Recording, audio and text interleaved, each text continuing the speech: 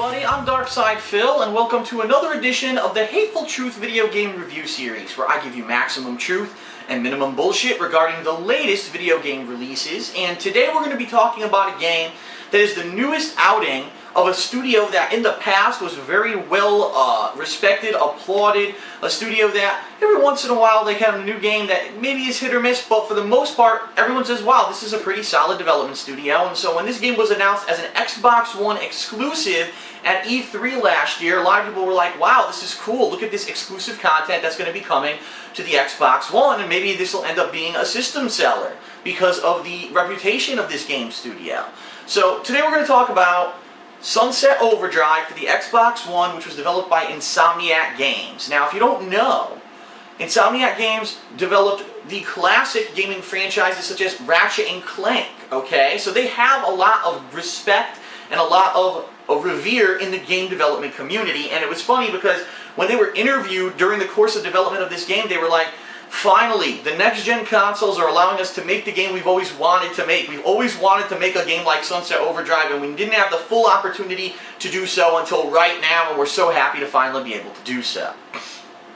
So, of course, when you hear that coming out of a game studio like Insomniac, you say, whoa, they really wanted to make a game like this for a long time, and they couldn't because of the limitations of game systems? This is amazing. Let's see what they can come up with.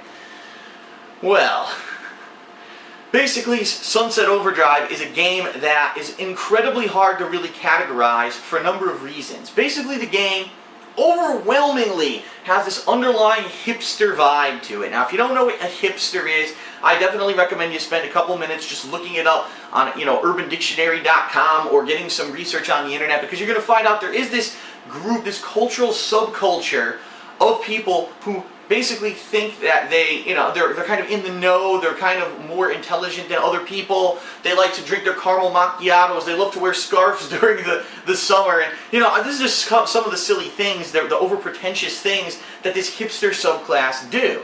Well, Sunset Overdrive is basically a game about the end of the world with hipsters, with incredible insanity thrown in. So I'm just going to give you the plot premise of the game. There is a company called Fizco that manufactured an energy drink that everyone is starting to drink in this city that the game takes place in, and everyone who drinks it turns into a hideous mutated zombie monster, and basically it's the apocalypse. But the difference here is that they call it the awesome apocalypse. Like, people are happy that the world is ending and people are being mutated into zombies. It logically doesn't make sense, but that's the style of the game. It's colorful, it's over the top, it's very cartoonish, even though sometimes the graphics can actually be quite realistic.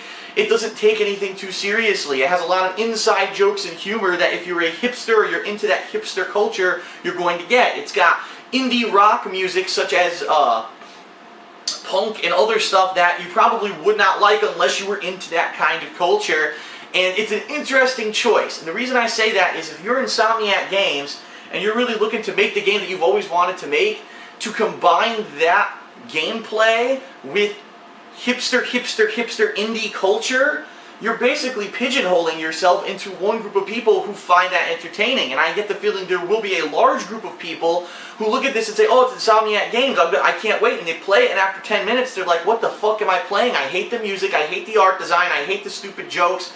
They try too hard to be funny, and I don't like the characters, they're all obnoxious or weird, and what is this game? It's fucking weird. And really, that's the best way I can describe this game in a nutshell. It's pretentious, hipster humor combined with some interesting gameplay. So now let's talk about the gameplay. The gameplay of Sunset Overdrive is a unique combination of gameplay from other games. You've got rail grinding, similar to how you had it in previous Ratchet and Clank games. You've got third-person, over-the-shoulder shooting and combat, melee combat. You've got parkour abilities such as air dashing, bouncing off of things to super jump to super heights, and running on water, grinding on rails and getting a speed boost. Basically, it's kind of like, think of Prototype or Infamous, where there were those parts of the game where you just needed to book it across the entire city and you wanted to go as fast as possible. That's actually the entire real unique part about Sunset Overdrive, is that, well, as you do these things, as you grind on a rail, as you super jump off of, say, an air duct, as you air dash, you get what's called a boost, and your boosts will actually buffer and stack on each other, and the more boost you have, the more powerful your weapons are. So you might be fighting a ton of enemies in the street, and you're grinding on a rail, and then you do an air dash, you bounce off a car, and then you fire your gun, and the gun's like supercharged, and it destroys everything with one hit because you're in constant motion and these boosts are stacking. It's hit or miss. And let me explain why it's hit or miss. At times it works well. At times, oh wow, there's a power line that I can just keep grinding on around in a circle, and I can keep doing that and continuously fight these enemies, and it makes sense and it's fun. There's other times where you'll be struggling. Maybe you're fighting a ton of enemies, the screen's filling up with enemies, and you're trying, what am I supposed to be grinding on? What am I supposed to bounce on? And your weapons become incredibly ineffective if you're not using one of these boosts because you weren't moving around. Me personally, this is not an objective but a subjective observation. When I play a shooting game, I don't like to be flying at a mile's pace, you know, bouncing off walls, doing backflips at the speed of light, and then shooting on the fly. I like to run, take cover, aim, shoot, move to the next area, take cover, shoot. And I know that's formulaic, and a lot of people are used to that, but that's how I am. This game actually annoyed me that in order to succeed during these big mob fights, that a lot of the times you had to continuously keep moving and looking for things. It just didn't feel right to me. And I'm sure there's some people that will say, well, I loved it. I didn't get it, okay? In addition to that, because you're always supposed to be moving, they made the mobs, these enemies that you fight, incredibly damaging, meaning if you're just surrounded by 3 or 4 enemies, if they hit you with a couple laser blasts, you could die almost instantly.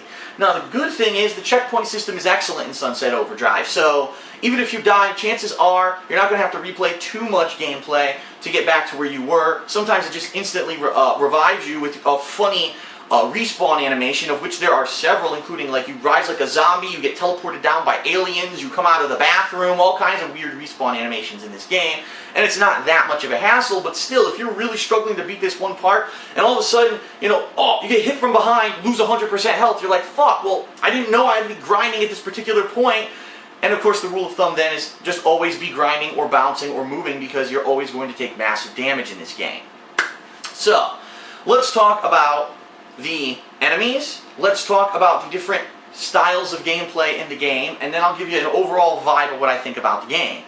The enemies, there's several different types. There's the mutated monsters. Now you have the standard one that's just kind of a melee attack, there's ones that shoot projectiles, there's ones that freeze things around you, there's giant monstrous ones similar to the tank from Left 4 Dead that kind of are big roided dudes and they're fast and you have to try to dodge them and you know, find ways to kill them. There are robots that are actually created by the company that made the energy drink, and they're kind of in the city. There's these gangs of people, because it's the apocalypse, that they're just kind of like, oh, well, it's the apocalypse, we'll do whatever they want. So they're kind of like punker, almost like cyberpunk style kind of people. And I'm sure there's a few others that I'm forgetting. Those are the primary enemies in the game. The gameplay consists of not only you doing all the parkour, but using zany weapons to fight your enemies. So, for example, there's a bowling ball launcher. There's a disc launcher, and I mean like a record from a record player, and shooting that at people. There's a pyrotechnic launcher, so it's like little fireworks that you set off on, say, the 4th of July or a holiday celebration. She comes out of the gun and it damages your enemies. And these weapons are incredibly similar to how silly the weapons are in Saints Row. And one of the running things that I noticed during the game, this game wants to be Saints Row. It tries so hard to have just crazy things like a quadriplegic scoutmaster who's one of the main characters of the game, you know. It's got Latina cheerleaders that are dressed like in Day of the Dead makeup. It's got just zany weird shit. That's the kind of stuff you would expect in Saints Row. Funny dialogue that's adult oriented. They swear in this game. It is definitely adults only. You don't want children playing this game because of the adult nature of what's going on in it. Sometimes there's sexual references. There's a lot of this stuff that, again, you would expect that in Saints Row. The difference here is that they kind of pigeonhole that in with a bunch of cultural references that just try too hard. For example, there's a Batman joke where, I'm not the hero that the city needs now. In fact, I'm not much of a hero at all, but it's all the city has. So that's a reference to the end of one of the Christopher Nolan Batman movies, where the line is, you know, Batman's not the hero that we deserve. He's the hero that we deserve, but he's not the hero that we need right now, or something like that. But there's a lot of those cultural references in it, but they're not necessarily funny. I think they're there just for the sake of being in the game, to say, oh, there's cultural references, it's so hipster, versus, oh, that was entertaining or fun or added to the game. And ultimately, I do think the game tries too hard to be funny, and a lot of times where you would think, oh, well, maybe this would get a laugh, and it doesn't. It just falls flat, and you're like, They thought this would be funny. Okay, it's just there to be there and act like there's some kind of smart, a smart cultural reference. Har, har, har. So funny.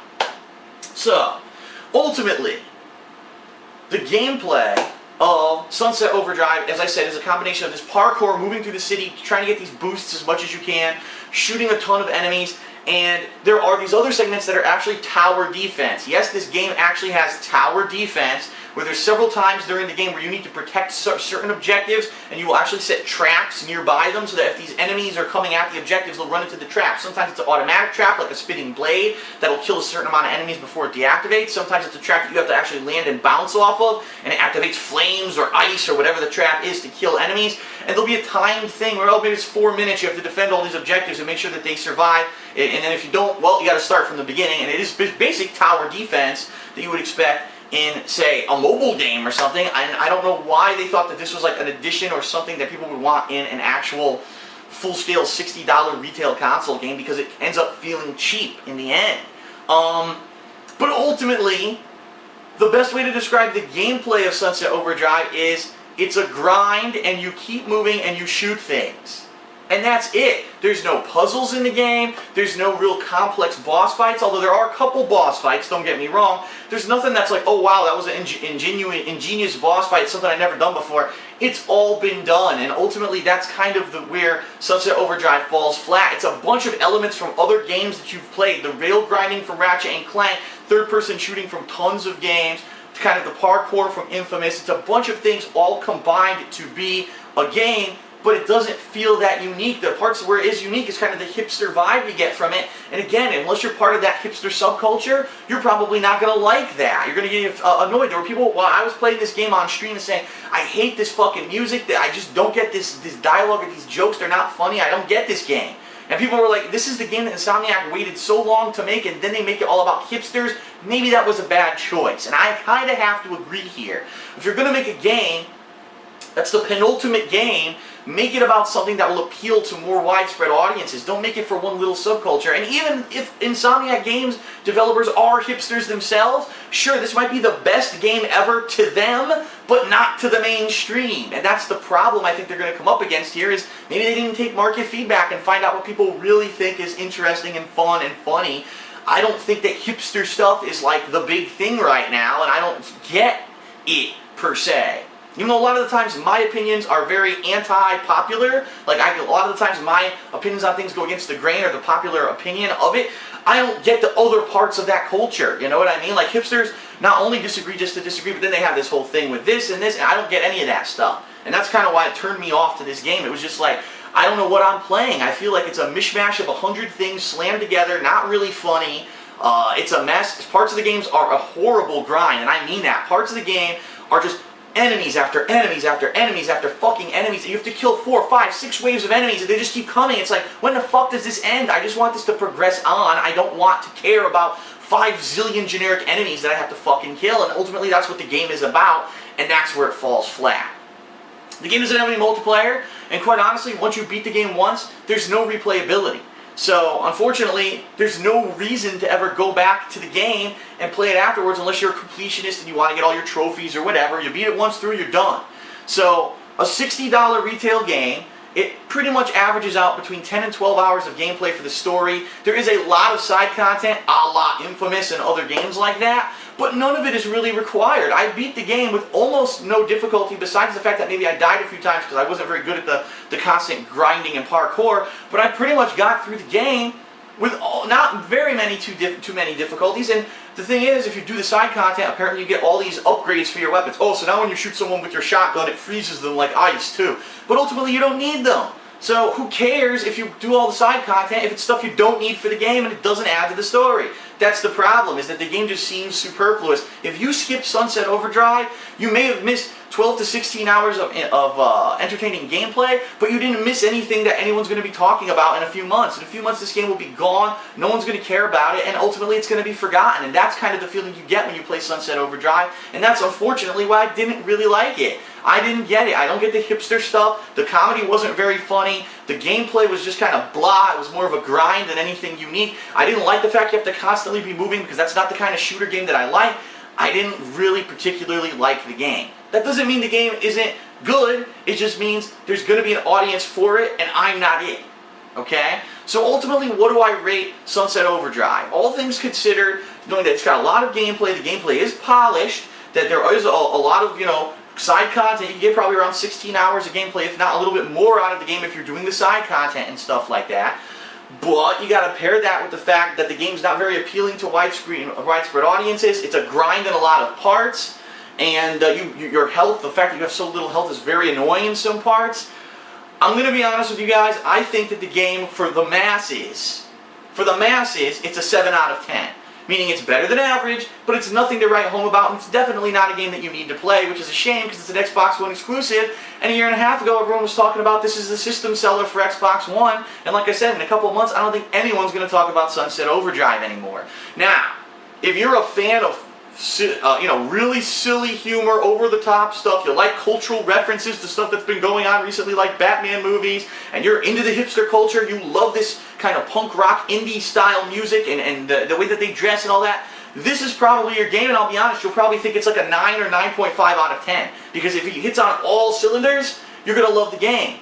It doesn't for me, okay? So that's why I say it's a 7.